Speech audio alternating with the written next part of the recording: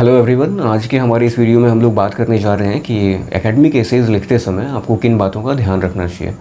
मतलब आप examination hall में बैठे हुए हैं, अगर आप इन पॉइंट्स पे फोकस करते हैं तो आपके एसेज की क्वालिटी जो होगी वो काफ़ी अच्छी होगी और एग्जामिनेशन हॉल में बैठ के आपको सोचना नहीं पड़ेगा कि आपको किन पॉइंट्स को इंक्लूड करना चाहिए, किन पॉइंट्स को इंक्लूड नहीं करना चाहिए।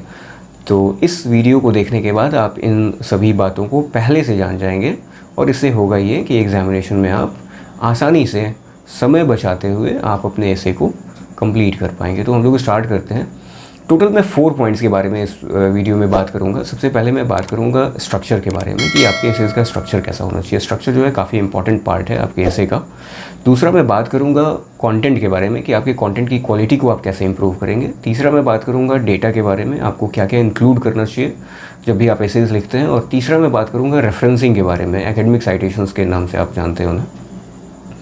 तो हम लोग स्टार्ट करते हैं। सबसे पहले स्ट्रक्चर में आपका ऐसे जो है वो 3 पार्ट में मेन, मतलब उसके 3 पार्ट्स होते हैं। सबसे पहला होता है आपका इंट्रोडक्शन कहने का मतलब आप सबसे पहले जिस टॉपिक के बारे में लिख रहे होते हैं या लिखने जा रहे होते हैं, आप उस टॉपिक को इंट्रोड्यूस करते हैं। उस टॉपिक के बारे में 4-5 लाइन या 3-4 लाइन लिखते हैं। अब जैसा कि आपका वर्ड रिक्वायरमेंट है, मतलब जैसा आपका वर्ड लिमिट है, सपोज़ लंबा अगर वर्ड लिमिट है, ज़्यादा वर्ड लिमिट है, 1200 वर्ड्स हैं, 1500 वर्ड्स हैं, 2000 वर्ड्स हैं, तो इस तरह से आपका इस तरह से आपका जो इंट्रोडक्शन का साइज़ है वो कम छोटा हो सकता है, बड़ा हो सकता है।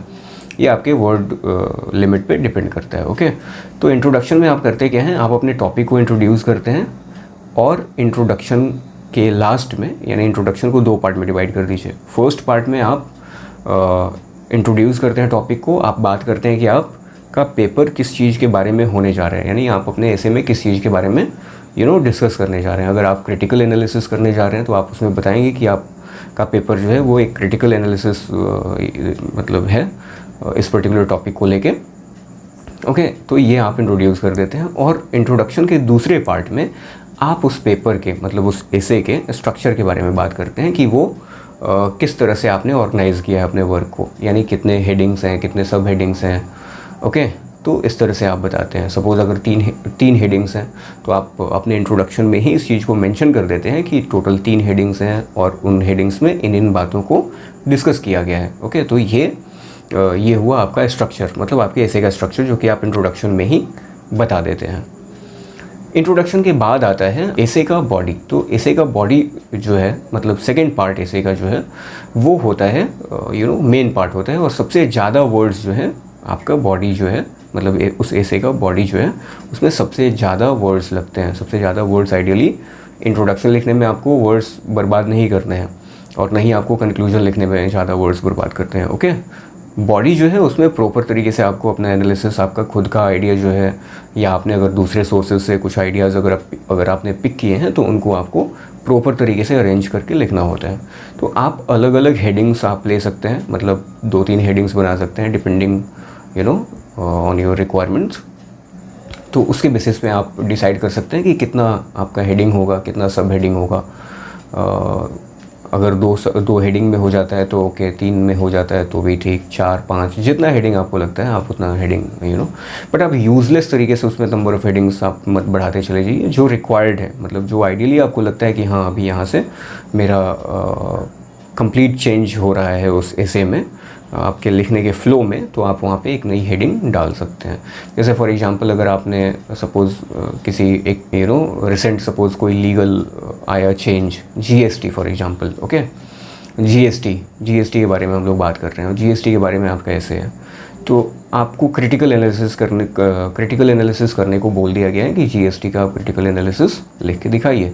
तो आप करेंगे क्या, आपका ओल्ड जो प्रोविज़न था, पहले ओल्ड प्रोविज़न कहने का मतलब जो पुराने लॉज थे, आप उनको लिखते हैं एक हेडिंग बना के, जैसे ओल्ड स्ट्रक्चर या ओल्ड लीगल फ्रेमवर्क करके आपने बना लिया, एंड जीएसटी दूसरा हेडिंग आप बना देते हैं, जीएसटी इस तरह से, एंड तीसरा हेडिंग आप बना देते हैं क्रिटिकल एनालिसिस। तो इस तरह से 3 हेडिंग्स आप बना देते हैं उसमें। ओके, इंट्रोडक्शन, इसके बाद ये 3 हेडिंग्स, ओल्ड प्रोविजंस या old legal structure, old legal framework आप कह सकते हैं, इसके बाद जीएसटी या न्यू चेंजेस, और इसके बाद फाइनली क्रिटिकल एनालिसिस। इस तरह से आप 3 हेडिंग्स बना लिए। इसमें आप चाहें तो सब हेडिंग्स ऐड कर लीजिए। लास्ट में आपका कंक्लूजन आता है, कंक्लूजन सबसे एंड में। कंक्लूजन भी आप बहुत ज़्यादा बड़ा नहीं रख सकते और बहुत ज़्यादा छोटा भी नहीं होना चाहिए।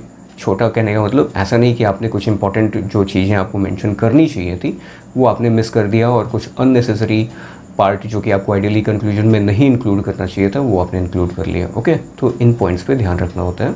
आइडियली कंक्लूजन जो है आपके पेपर का हर एक पैराग्राफ आप देखिए और उसमें से आप समरी एक एक सेंटेंस पिक कर लीजिए और आप उन्हें समराइज़ करके लिख लीजिए, ताकि आपके पूरे एसे का वो समरी हो जाए एक कंक्लूजन में।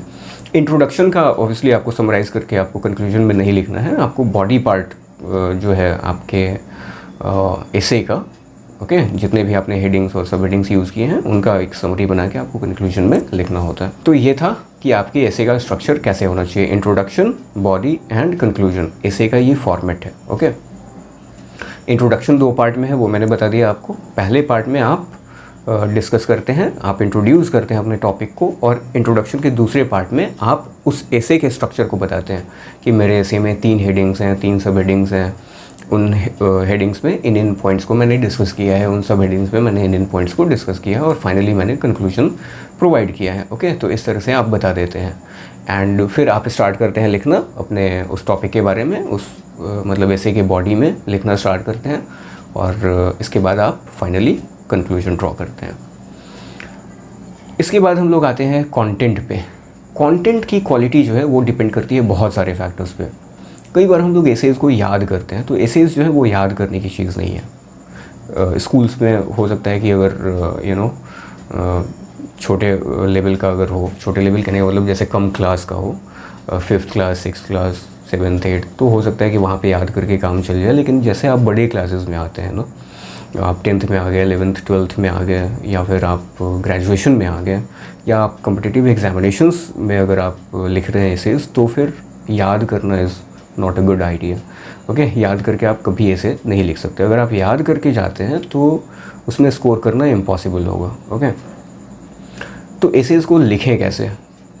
तो एसेज लिखने का सीक्रेट ये है कि आप उस टॉपिक के बारे में आपके पास नॉलेज होना चाहिए। अगर आपके पास नॉलेज है, उस टॉपिक के बारे में आप जानते हैं, तो आप लिख पाएंगे। अगर आप नहीं जानते हैं तो मैं कभी रिकमेंड नहीं करूँगा कि आप याद करके एसेज को लिखिए। ओके, जैसे फॉर एग्जांपल जीएसटी अगेन हम लोग लेते हैं, या बहुत है पॉल्यूशन हम लोग ले सकते हैं, वाटर पॉल्यूशन ले सकते हैं, सॉइल पॉल्यूशन ले सकते हैं, या फिर हम लोग ले सकते हैं जो सोशल लेवल्स हैं सर्टेन, उनके बारे में लिखना हो, तो आप उनके बारे में क्या जानते हैं ये आपको आइडियली लिखना होता है। ओके, आप क्या जानते हैं ये बहुत सारे फैक्टर्स पे डिपेंड करता है, जैसे कि आपने उस टॉपिक पे कितना पढ़ा है। अगर आपने काफ़ी न्यूज़पेपर में पढ़ा है उस टॉपिक के बारे में, अगर आपने बुक्स में पढ़ा है, या फिर आपका खुद का रिसर्च है, तो ऑब्वियसली उस टॉपिक के बारे में आपको पहले से आइडिया होता है। यानी जब आप एग्जामिनेशन हॉल में बैठते हैं तो आपको आइडिया होता है कि आपको क्या लिखना है, आप उस टॉपिक के बारे में पहले से जानते हैं, उस समय आपको याद करने की ज़रूरत नहीं होती।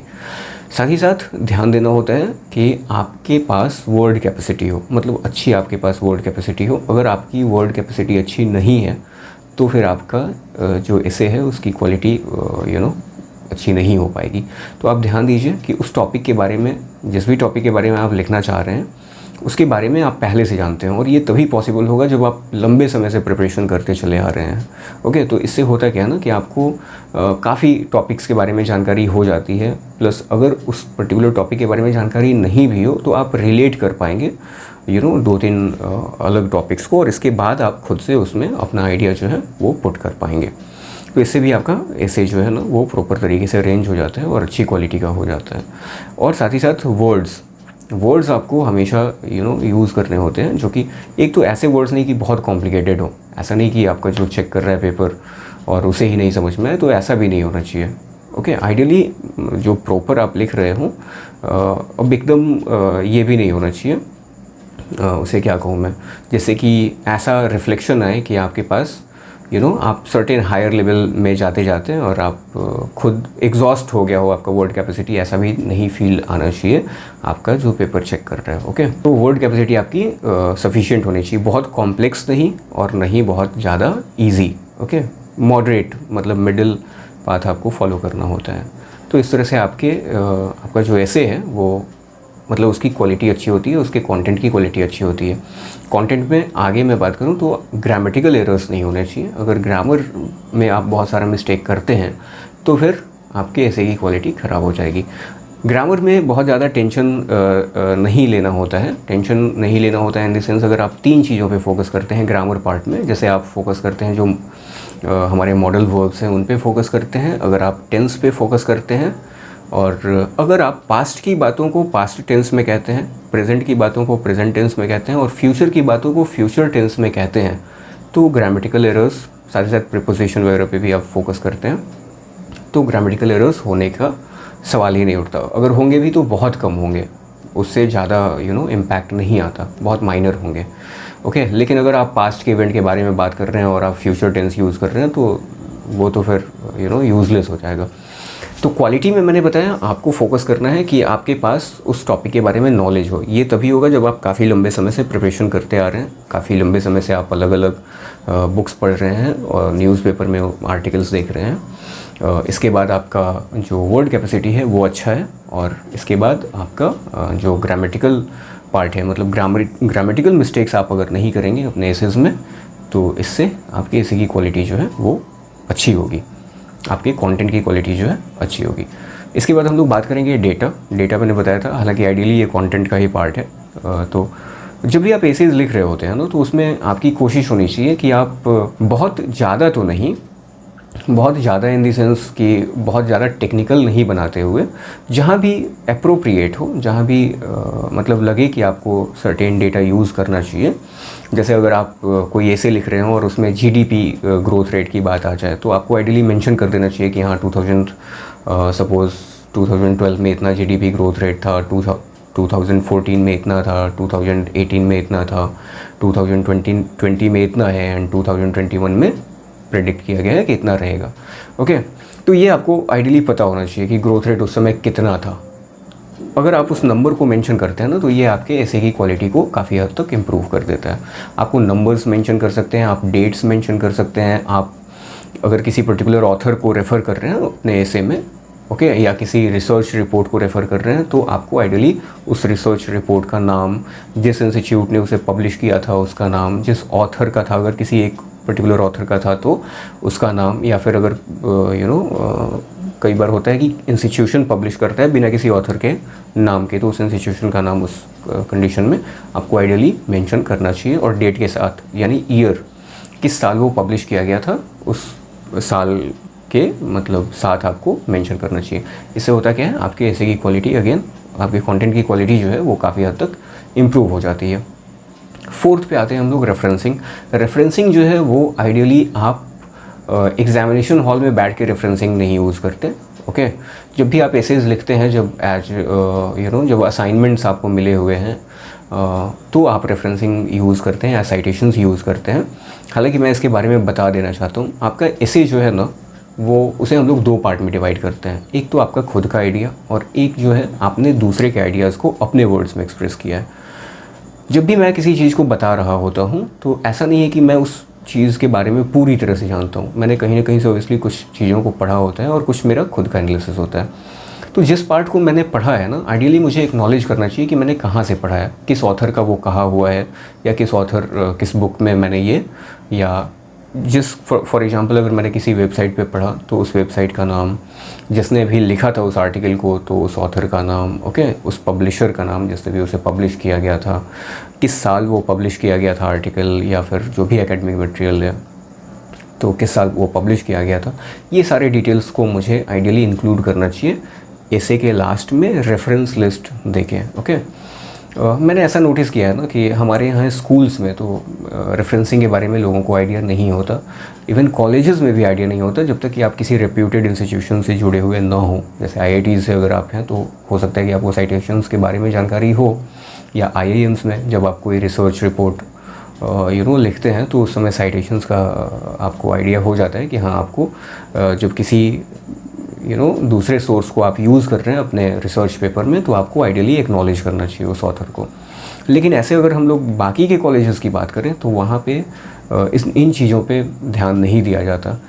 लेकिन अगर मेरा रिकमेंडेशन ये है कि जब भी आप एसेस लिखें तो आइडियली आप अपने एसेस में रेफरेंसेस इंक्लूड करें। रेफरेंसेस कहने का मतलब आप एक्नॉलेज कीजिए कि आपने किस सोर्स से कहाँ पे उस चीज़ को पढ़ा था। अगर आप किसी दूसरे ऑथर की बात को अपने एसे में, किसी दूसरे ऑथर के आइडिया को अपने एसे में अगर आप इंक्लूड कर रहे हैं तो इससे आपका जो आपके जो एसे का क्वालिटी है वो काफ़ी हद तक इम्प्रूव हो जाता है।